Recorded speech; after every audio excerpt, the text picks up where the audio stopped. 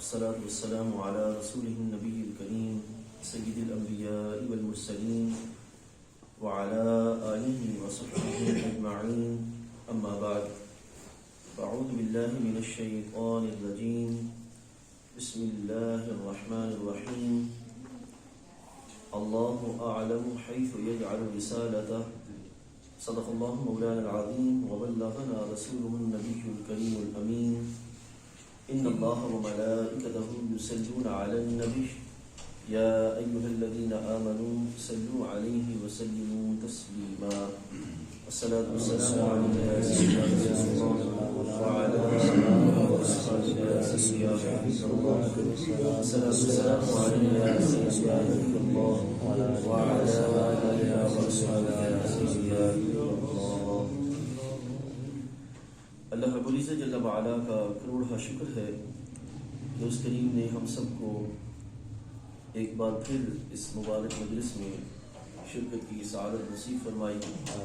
رب کائنات ہم سب کا حاضر ہونا اور اس کی توفیق سے جو اعمال صالحہ بجا لائیں وہ کریم اپنی بارگاہ اقدس میں قبول و منظور فرمائے. یقیناً خوش بختی ہے ان لوگوں کے لیے جو علم دین کی مجالس اختیار کرنے کے لیے وقت کا اور پھر اپنے ذہن کا ان تمام چیزوں کا اہتمام کرتے ہیں. قدم اٹھا کے چلنا ان مجالس کی طرف جس میں رب ذوالجلال کی ہدایت کی راہیں عام کی جاتی ہوں. ہر قدم گناہوں کی معافی کا، درجات کی بلندی کا اور اس کے فضل کے حصول کا ایک ذریعہ ہے.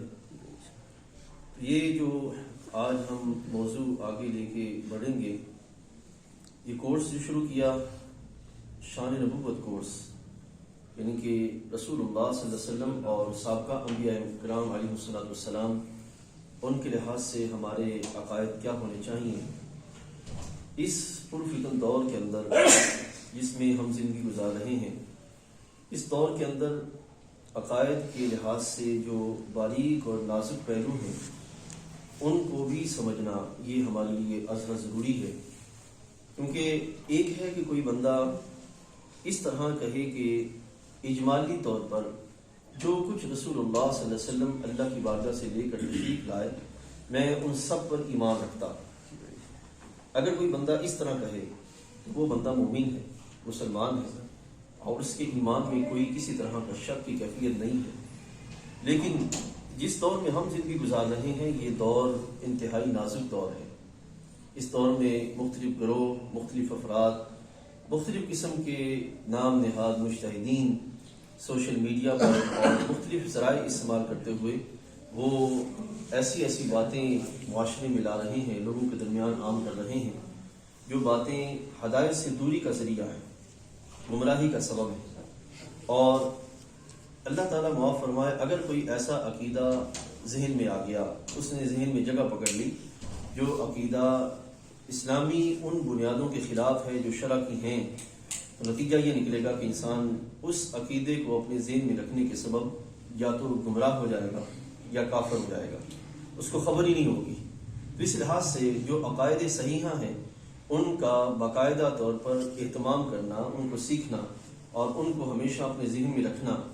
یہ جو عقائد ہیں یہ محض یہ چند ایک کلمات ہی نہیں ہیں، بلکہ یہ عقائد ہمارے لیے ایک ترازو کی حیثیت رکھتے ہیں کہ ان کو اپنے سامنے رکھا جائے اور ان پر پھر جو کلام آئے، جو آپ کے سامنے بات کی جائے، جو گروہ بات کرے اس کو اس پر جو ہے وہ پرکھنے کی کوشش کی جائے کہ اس کے موافق جو بات ہوگی اس کو قبول کیا جائے اور اس کے غیر موافق جو معاملہ ہوگا اس کو ترک کرنے کا اہتمام کیا جائے.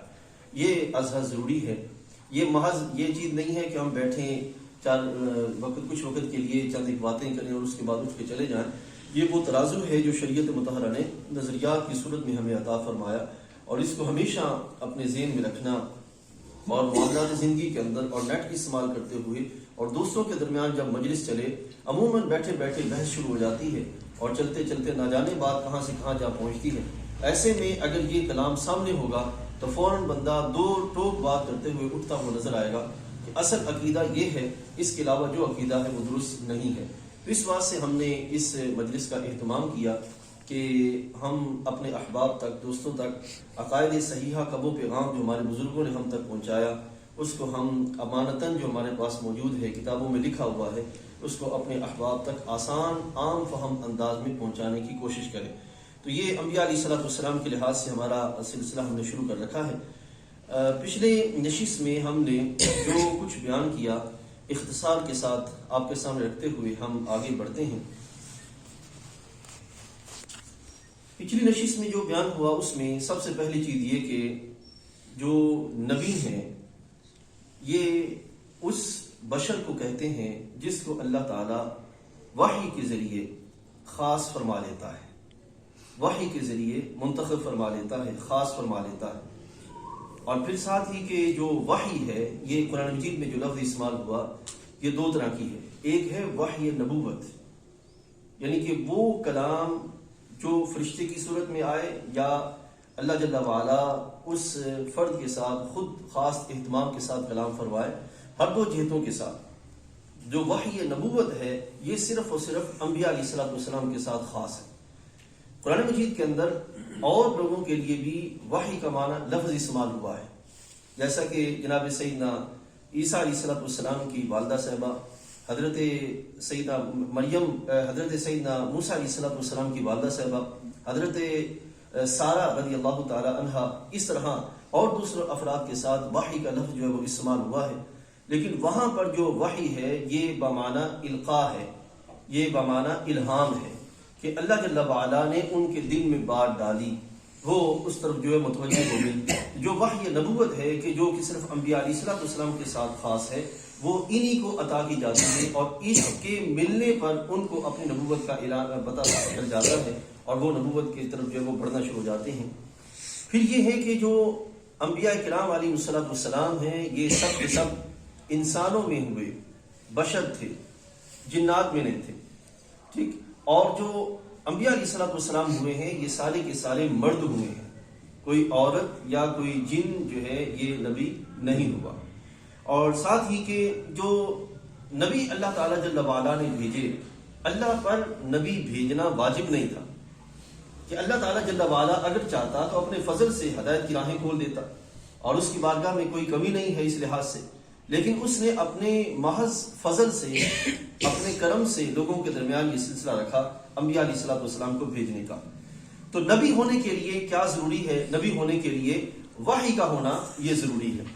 ساتھ ہی ہم نے پڑھا کہ انبیاء کرام علیہ السلام جتنے بھی تشریف لائے، حضرت آدم علیہ السلام سے لے کر ہمارے آقا اور مولا صلی اللہ علیہ وسلم تک، سارے کے سارے خاص 1,24,000 کم و بیش ان کی تعداد ہے۔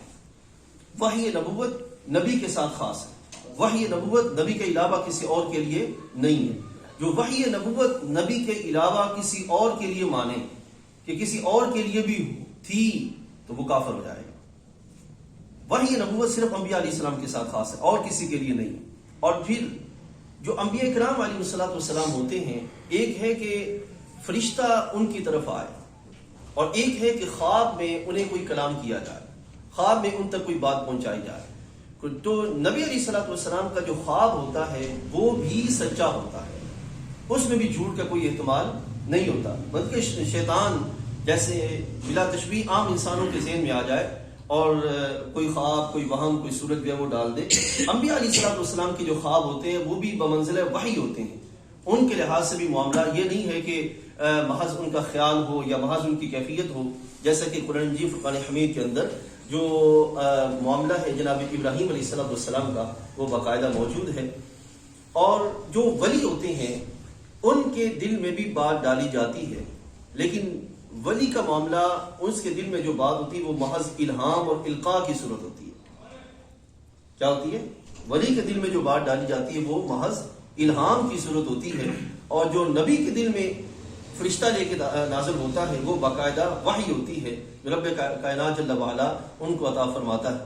اور پھر پچھلی نشست میں ہم نے یہ واضح کیا تھا کہ جو نبوت ہے یہ کسبی نہیں کہ بندہ کوئی محنت کرے، ریاضت کرے، مجاہدہ کرے اور اس کے بعد جا کر وہ منصب نبوت پالے، ایسا نہیں ہے، بلکہ جو نبوت ہے یہ محض اللہ تعالیٰ کا فضل ہے، عطا الہی ہے، رب کائنات جل وعلا جس کو چنتا ہے اسی کو یہ عطا فرماتا ہے.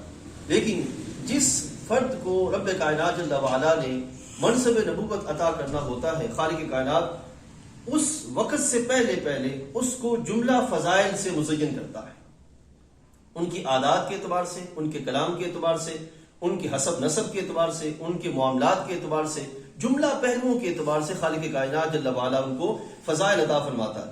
پھر جا کر خالق کائنات جل وعلا ان کو منصب نبوت عطا فرماتا ہے. یہ آخری نشست میں ہم نے پڑھا.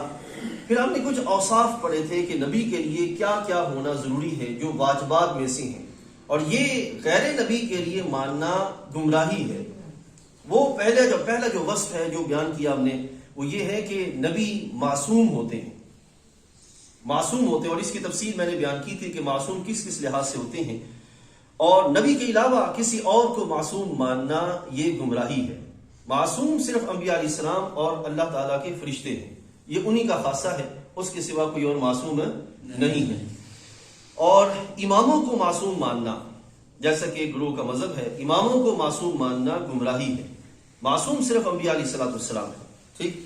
اور جہاں تک تعلق ہے اولیاء کرام کا یا امت کے اکابر جو اصحاب رسول علیہ السلام اور اہل بیت اطہار میں ہوں، وہ محفوظ ہیں، وہ معصوم نہیں ہے. معصوم صرف انبیاء علیہ السلام ہے، وہ انہی کا خاصہ ہے، ان کے علاوہ نہیں. یہی اہل سنت و جماعت کا مذہب.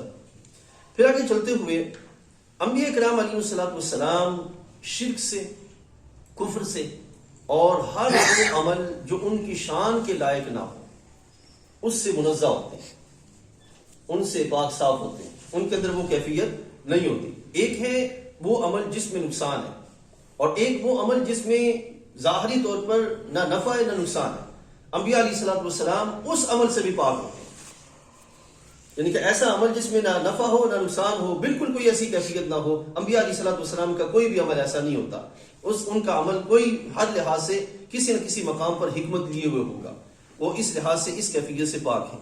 اور پھر انبیاء کرام علیہ السلام اعلان نبوت سے پہلے، اعلان نبوت کے بعد ہر دور زندگی کے اندر ہر طرح کے کبیرہ اور صغیرہ گناہ سے معصوم ہوتے ہیں. صغیرہ اور کبیرہ گناہ ان سے نہیں ہوتے، اعلان نبوت سے پہلے بھی اور اعلان نبوت کے بعد بھی. ایسی کوئی کیفیت جو ہے وہ ان کے اندر نہیں پائی جاتی. یہاں سے ہم آگے بڑھتے ہیں اور آپ کے سامنے بات رکھتے ہیں کہ یہ عقیدہ اپنے سامنے رکھنا ازحد ضروری ہے. اس وقت بہت سے ایسے معاملات، فساد کی راہیں لوگوں کے درمیان عام کی جا رہی ہیں کہ شاید نبی علیہ السلام جو چیزیں لے کر تشریف لائے ان میں کوئی چیز رہ گئی ہو، کوئی چیز چھپ گئی ہو، کوئی چیز بیان نہ کر سکے ہو. ایسا معاملہ ہرگز نہیں، بلکہ رب ذوالجلال نے اپنے محبوب علیہ السلام کو جو چیز بھی عطا فرمائی تبلیغ دین کے لیے، رب کائنات نے وہ ساری چیزیں امت تک، محبوب علیہ السلام نے وہ ساری چیزیں امت تک پہنچا دی. یا ایھا الرسول بلغ ما انزل الیک من ربک وان لم تفعل فما بلغت رسالتہ. تو ساری چیزیں جو ہے وہ رب کائنات کے حبیب علیہ السلام نے پہنچا دی. تو یہاں یہ عقیدہ موجود ہے. فرماتے ہیں کہ اللہ تعالیٰ نے انبیاء علیہ السلام پر بندوں کے لیے جتنے احکام نازل فرمائے انہوں نے سب پہنچا دیے. یہ عقیدہ اپنے ذہن میں رکھنا ہے، کیونکہ ایک باقاعدہ حدیث طیبہ سامنے رکھتے ہوئے وہ بات کرتے ہیں، حدیث قرطاس والی، کہ جب اخیر محبوب علیہ السلام کا وصال شریف کا وقت قریب تھا تو محبوب علیہ السلام نے فرمایا کہ لاؤ خط تمہیں میں کچھ کاغذ تمہیں کچھ لکھ دوں. تو اس وقت جناب عمر رضی اللہ تعالیٰ نے فرمایا کہ نہیں، ہمارے لیے وہ کافی ہے جو رسول اللہ صلی اللہ علیہ وسلم نے اور اللہ تعالیٰ نے قرآن مجید میں ہمیں عطا فرما دیا. تو یہاں پہ کہتے ہیں کہ دیکھو حضرت عمر نے معاملہ چھپا لیا اور حق لکھنے نہیں دیا. تو یہ آپ نے اپنے ذہن میں رکھنا ہے کہ اگر کوئی ایسی بات ہوتی جو امت کے لیے پہنچانا لازم ہوتی، نبی علیہ السلام دوبارہ پھر منگواتے، مت لاؤ میں تمہیں ضرور لکھ دوں. لیکن جو معاملہ اللہ تعالیٰ نے امت کے لیے عطا کیا وہ سارے کا سارا معاملہ محبوب علیہ السلام نے امت کو پہنچا دیا، کوئی بھی چیز جو ہے وہ چھپا کے نہیں رکھی. تو جو یہ کہے کہ کسی حکم کو کسی نبی نے چھپایا یا تقیہ کیا، یعنی کہ خوف کی وجہ سے یا کسی وجہ سے نہ پہنچایا، یہ ذہن میں رکھیں. یعنی کہ چھپایا یا کسی وجہ سے نہ پہنچایا، دونوں چیزیں موجود ہوں. ایسی دونوں سوچی رکھنے والا، چھپانا یا نہ پہنچانا، دونوں سوچی رکھنے والا کافر ہو جائے گا. کیونکہ وہ صرف ایک بات کا نہیں ہوگا معاملہ، پھر چلتے چلتے اور نہ جانے کتنی باتیں ہوں گی جن پر ایسا معاملہ ہوگا، تو پھر تو اس طرح نظام ہدایت میں فرق آ جائے۔ تو اس واسطے جو چیز رب تعالیٰ نے اپنے انبیاء علیہ السلام کو عطا فرمائی، وہ چیز رب تعالیٰ جل وعلا کے حبیب علیہ السلام نے اور سارے انبیاء علیہ السلام نے اسی طرح پہنچا دی، امت تک نہ چھپائی، نہ اس چیز کو کسی معاملے کے لحاظ سے روکے رکھا۔